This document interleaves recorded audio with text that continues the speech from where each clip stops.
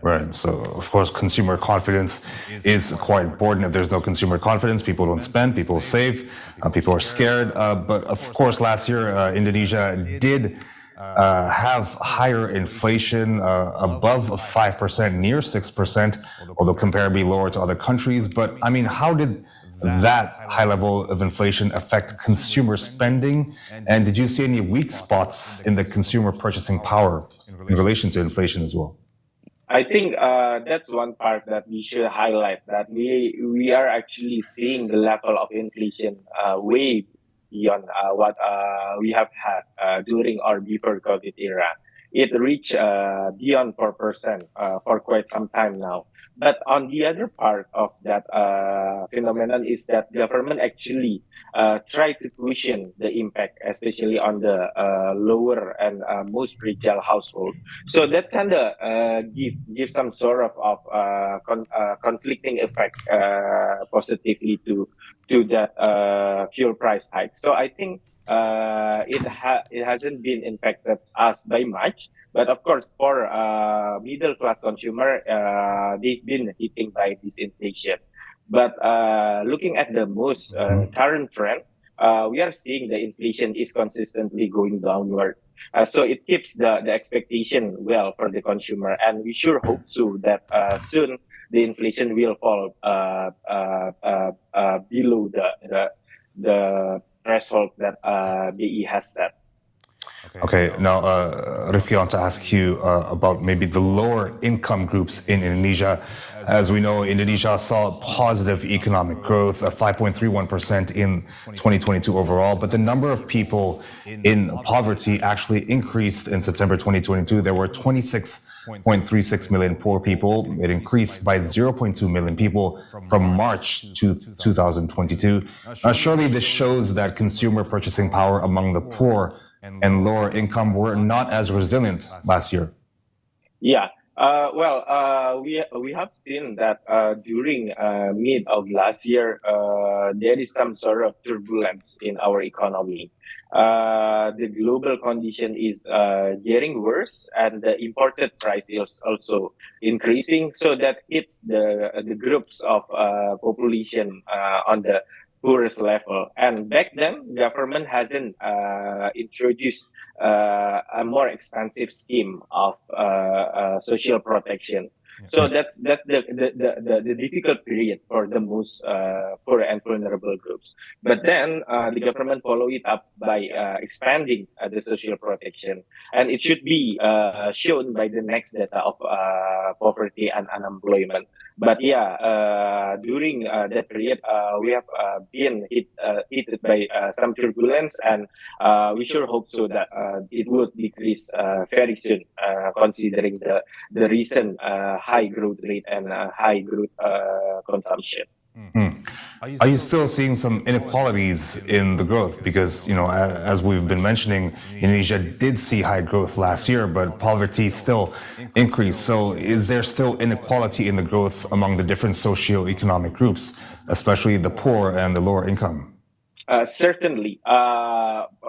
If we are observing the kind of growth that happened during last year, first, it was heavily concentrated on the commodity-related sectors. Right. And second is that the consumption has been done by upper middle income group because of the expectation that was rising. So that leaves the poor and vulnerable group not in a very good position last year. And I expect that there is an equality being increasing during that period.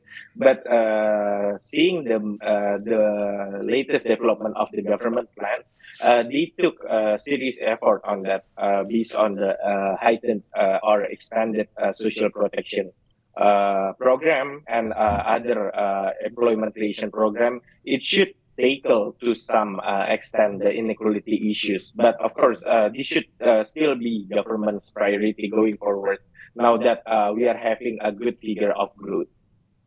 All right. So if you could say what would be maybe the biggest issue in terms of maintaining at least consumer power among the poor, is the social aid not enough? Inflation is still too high? Yeah, I think inflation is going downward now, but inequality is the most pressing challenge today because we don't see the challenge of growth anymore. Back in 2021 or in 2022, we were still trying to figure out how to get the growth up again. But now that we kind of solved that problem, we should move on to the next pressing issues. There is inequality. While it is good to have expanded social security, it's not necessarily enough. We have to have better data management so that we could target it more focus on the fiscal stimulus, especially targeting the poor and vulnerable. All right. Now, I want to go back to the overall impact of consumer spending. Of course, it's the biggest contribution to GDP. It still is the biggest contribution to GDP. There are many headwinds, a lot of concerns this year. Do you still expect consumer spending to remain robust in 2023 in Indonesia? I think so. When now we are seeing that inflation is going down, so it kind of gives the consumer some additional confidence, and also worth to mention that we are entering political year in 2023 and 2024, and based on historical data, that's the period where consumer spending actually increased compared to non-political year. So that's some sort of boost to the consumer spending in this year and next year. But also we want to have more than spending. We want to have more on investment because investment is what going to leverage us for the growth in the medium and long term. So it's nice to have a good figure of consumer growth, but it's also more important and necessary to increase the growth in the investment aspect rather than just focusing on the spending and consumption only.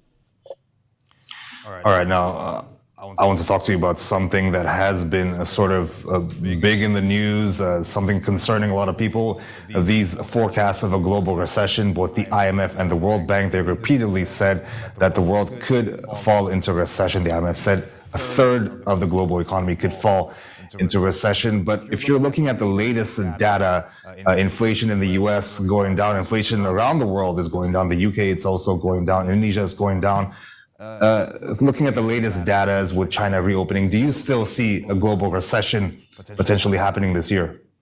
Okay, a global recession is still a risk that we are not yet could ignore. But of course, we are in a much better shape right now compared to a few months back. Inflation is going down sooner than most expected. Labor and employment creation is going up sooner than we expected, and also consumer spending around the world is getting up so fast. So I think the chance of recession is going down pretty fast this year. And of course, there are several countries that in a serious risk of recession and facing that distress, but it's not really a uniform pattern on the global level as for now. Okay, and the IMF and the World Bank were saying there are three economies that are most concerning: the U.S., China, and Europe. Among those three, which one do you think would have the highest potential of a recession and the most concerning for Indonesia as well? I think one region that we should put more emphasis on is the Europe, because while we have been seeing very much good sign on the U.S., especially on their inflation and consumer spending, and China opening their economy and actually having growth expectation that is very high, we don't see much of a good sign on the Europe region. So I would say that Europe is the most worrying compared to the other two.